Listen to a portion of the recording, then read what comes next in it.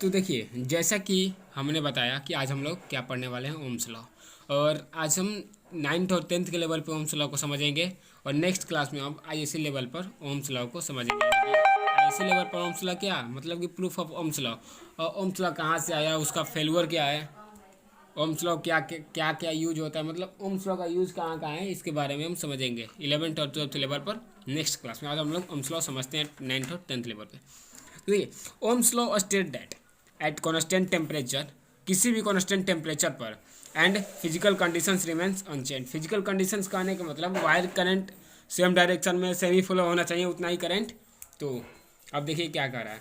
Ohms law state that at constant temperature and pressure, at constant temperature and pressure, the potential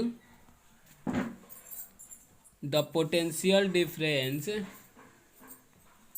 across ends of a metallic wire in circuit is, ये समझ रहे हैं, ये कहने का मतलब directly proportional है, is directly proportional to the current flow in circuit. यानी कि जो पोटेंशियल डिफरेंस भी दिए है ना, मतलब कि देखिए, जैसे कि कोई एक सर्किट है, कोई एक सर्किट कर रहे हैं, सर्किट है, ये ऐसा है, इसमें मतलब कि वी ये है, आई करंट फ्लो हो रहा है, पॉजिटिव और निगेटिव, पॉजिटिव से निगेटिव की तरफ जाती है, इधर से आई करंट फ्लो हो रही है। तो इसमें क्या है ना, V directly proportional to I, V directly proportional to I कहने का मतलब जितना पोटेंशियल डिफरेंस है दो इंड के कंडक्टर के इंड में, इसका और इसका पोटेंशियल डिफरेंस क्या है, वी है, तो उसमें जितना करंट फ्लो है उसका डायरेक्टली प्रोपोर्शनल है, यानी कि वी डायरेक्टली प्रोपोर्शनल टू आई। इसी को कहते हैं क्या, ओम्स लॉ। कहने का मतलब कि the potential difference across the ends of a metallic wire is directly proportional to the current flow in the circuit. ठीक, तो ये देखिए, जब ये डायरेक्टली प्रोपोर्शनल हटेगा तो V by I is equal to constant आ जाएगा, V by I is equal to constant.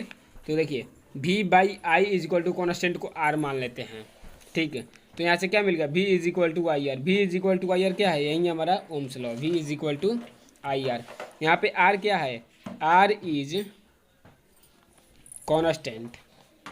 ठीक है, जिसको हम लोग बोल सकते हैं नोन एज, जिसको हम लोग बोल सकते हैं नोन एज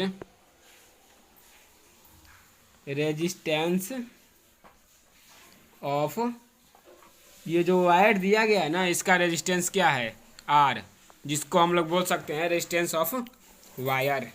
ठीक है, इसी को कहते हैं रेजिस्टेंस। अब सिंपली समझते हैं रेजिस्टेंस क्या होता है, रेजिस्टेंस। देखिए, अब समझते हैं रेजिस्टेंस क्या होता है। तो रेजिस्टेंस एक ऐसा प्रॉपर्टी है ना, property of, property to oppose the flow of current, यानी कि किसी भी वायर में करंट फ्लो हो रहा है, उस करंट के फ्लो को रोकने के लिए, उस करंट के फ्लो को कम करने के लिए रेजिस्टेंस का यूज होता है। वही होता है हमारा क्या है, रेजिस्टेंस। तो देखिए, रेजिस्टेंस इज इक्वल टू क्या हो सकता है, V by I, resistance is equal to V by I. ठीक है, रेजिस्टेंस इज इक्वल टू क्या होता है, वी बाई आई। अब देखिए, वी का ऐसा यूनिट क्या होता है, वोल्ट, आई का ऐसा यूनिट यानी करंट का ऐसा यूनिट एम्पियर, यानी कि रेजिस्टेंस का ऐसा यूनिट क्या हो गया, रेजिस्टेंस का जब हमको ऐसा यूनिट लिखना हो, रेजिस्टेंस का हम ऐसा यूनिट क्या लिख सकते हैं, वोल्ट पर एम्पियर, वोल्ट पर एम्पियर इस इज इक्वल टू क्या होगा, ओ 1 ओम होगा। रेजिस्टेंस का ऐसा यूनिट होता है 1 ओम। 1 ओम किसके बराबर होता है, 1 volt 1 ampere, 1 volt divided by 1 ampere is equal to 1 volt 1 ohm. इसको क्या बोलते हैं, इसको बोलते हैं ओम, इसको वोल्ट, इसको एम्पियर, यानी कि ऐसा यूनिट, रेजिस्टेंस का ऐसा यूनिट होता है ओम। ओम समझ लीजिए, ओम होता है रेजिस्टेंस का ऐसा यूनिट, ओम होता है। अब देखिए, ये 1 volt 1 ampere is equal to 1 ohm हो गया, ये भी समझ गए। अब बात आती है कि मतलब किस किस फैक्टर पर हमारा ये रेजिस्टेंस डिपेंड करता है, किस किस फैक्टर पर ये रेजिस्टेंस हमारा डिपेंड करता है। तो पहला हो गया मटेरियल्स ऑफ कंडक्टर।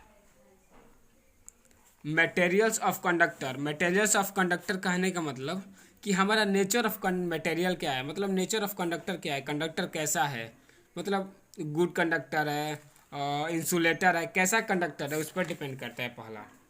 सेकंड क्या है हमारा,